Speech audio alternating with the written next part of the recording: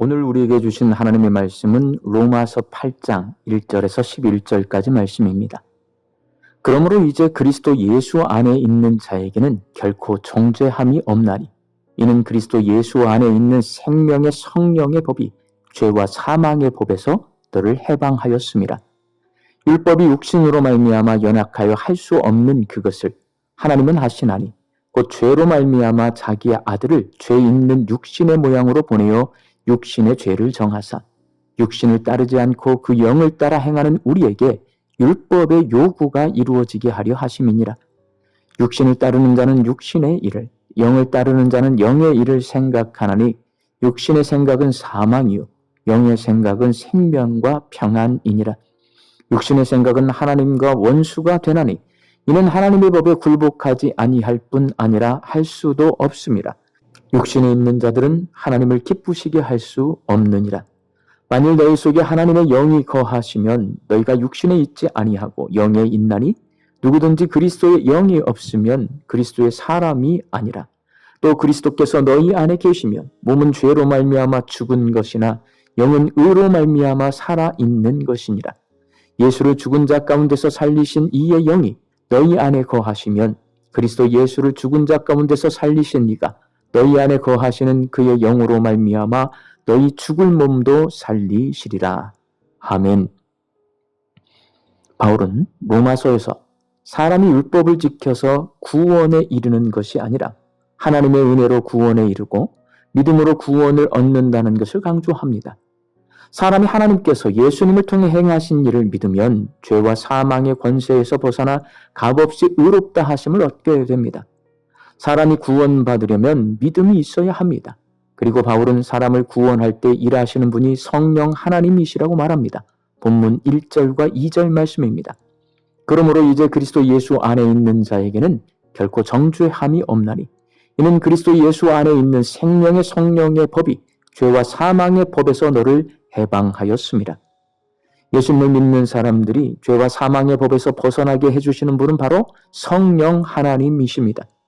바울은 성령 하나님의 임재를 예수를 믿는지 믿지 않는지를 분별하는 기준으로 제시합니다. 본문 9절 말씀입니다. 만일 너희 속에 하나님의 영이 거하시면 너희가 육신에 있지 아니하고 영에 있나니 누구든지 그리스도의 영이 없으면 그리스도의 사람이 아니라.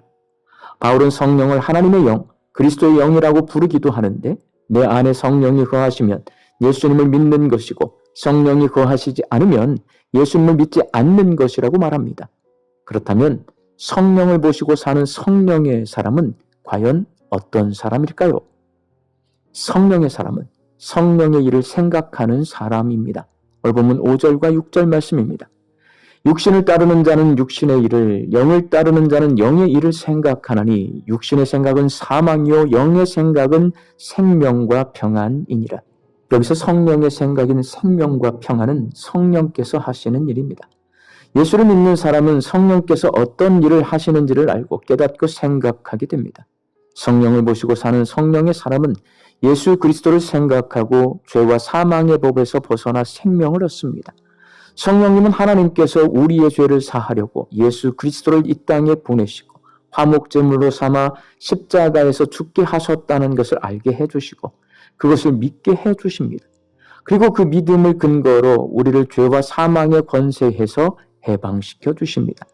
성령님은 하나님의 은혜로 주어지고 하나님께서 우리를 위해 예수 그리스도를 통해 하신 일을 믿음으로 주어지는 구원이 우리에게 적용될 수 있게 해주십니다.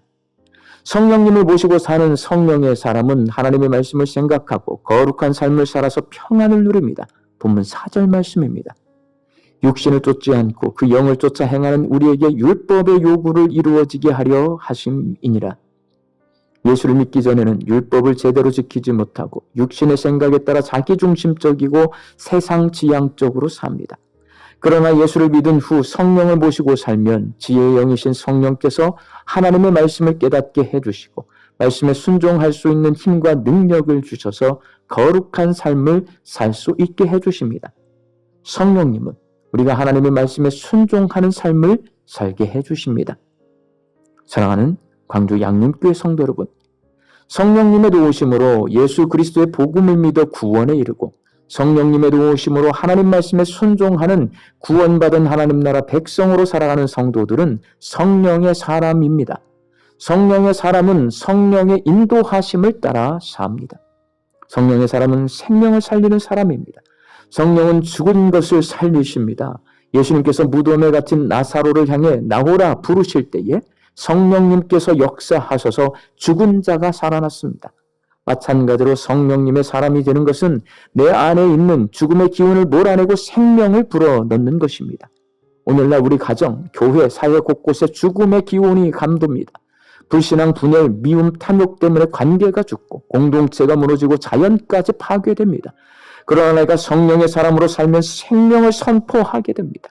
절망에 빠진 가정의 소망이 생기고 다툼으로 갈라진 공동체의 화해가 일어나고 무너진 영혼이 다시 살아납니다. 또한 성령의 사람은 평화를 전하는 사람입니다. 성령의 생각은 평안입니다.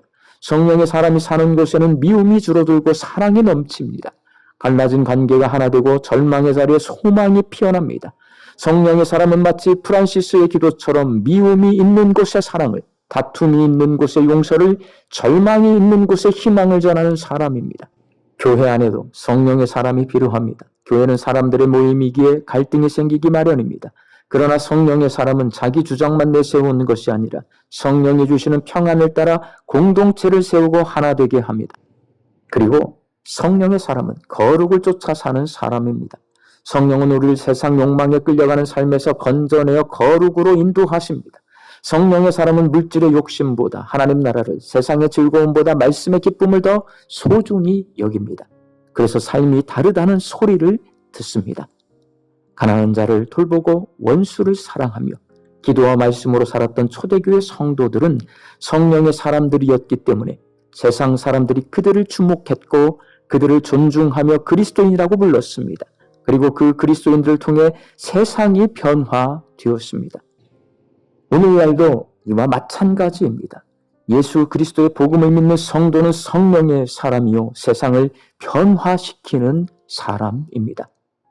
우리 광주 양림교회 성도들이 성령의 사람이 되셔서 생명을 살리고 평화를 전하고 거룩을 쫓아서 세상을 변화시키는 사람들이 되시기를 예수님의 이름으로 축원합니다. 함께 기도하겠습니다. 하나님, 저희들이 성령의 사람이 되게 하여 주옵소서. 죽어가는 생명을 살리는 사람이 되게 하여 주옵소서. 다툼이 있는 곳에, 절망이 있는 곳에 평화를 전하는 사람이 되게 하여 주옵소서. 세속화된 이 세상 속에서 거룩을 쫓아가는 사람 되게 하여 주옵소서. 우리는 부족하오나 성령님이 우리를 도와주실 때에 부족하고 연약한 저희들을 통하여서 세상이 변화되게 하여 주옵소서. 오늘도 말씀 듣고 세상을 향해 나아갑니다. 우리 양림교회 성도들이 부지런히 열심히 일하며 사는 그 일터를 통해 하나님 주시는 일용할 양식을 거두고 자족과 감사함으로 이 하루를 살게 하여 주옵소서. 사랑하는 내 가족과 자녀들이 성령의 사람이 되게 하여 주옵소서. 살아나게 하여 주옵소서. 전하게 하여 주시옵소서. 거룩하게 하여 주시옵소서. 세상을 변화시키는 내 가족, 내 자녀들 되게 하여 주옵소서. 육신이 연약하여서 낫기를 간구하는 환우들이 있습니다.